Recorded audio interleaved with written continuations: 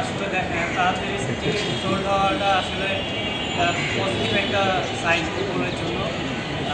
তার সাথে সাথে এটা আমাদের প্লেয়ারদের রেসপন্সিবিলিটি আরও বেশি, কারণ লাস্ট সিঙ্গাপুরের সাথেও আমাদের সেম জিনিসটাই হয়েছে, যেটা দর্শকরা চাচ্ছিল না সেটা যেন আমরা জিততে পারি, বাট আমরা ম্যাচটা জিততে পারি। সেই জিনিসটা আমাদের প্লেয়ারদের মধ্যে অবশ্যই কাজ করতেছে, যে আমাদের এখন প্লেয়ারদের বা ন্যাশনাল টিমের উচিত আমরা যেন রেজাল্ট দিতে পারি দেশকে। তো এই জিনিসটা আমাদের কোচ এটা নিয়ে কাজ করতেছে। তো আশা করি আমরা অঙ্কনের ম্যাচটা আমরা চাপবো যে আমাদের ঘরের মাঠে যেন আমরা জিততে পারি।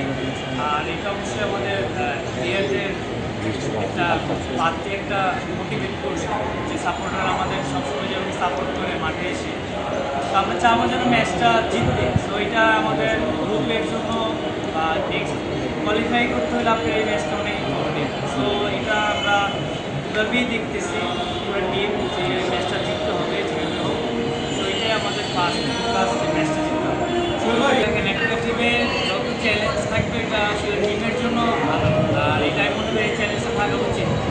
আর এটা আমরা পার্সোনালি নিচ্ছি না যে প্লেয়ার টিমের মধ্যে একটা পজিশনে 2টা 3টা 4টা প্লেয়ার, তো এটা আমরা ইন্ডিভিজুয়ালভাবে নিচ্ছি না, এটা আমরা এটা টিম হিসাবে আমরা পাওয়ার হিসাবে নিচ্ছি।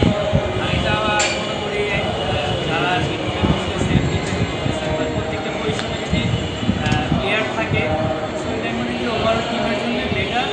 আর এটা অবশ্যই আমি ভালোভাবেই দেখতেছি। সিঙ্গাপুর ম্যাচটা আমাদের কিছু মিস্টেক ছিল, যেগুলো আমরা ইন্টারন্যাশনাল লেভেলে আসলে এই মিস্টেকগুলো মানে বললে ওরা কখনো সুযোগ দিবে না মানে ম্যাচে আসার জন্য।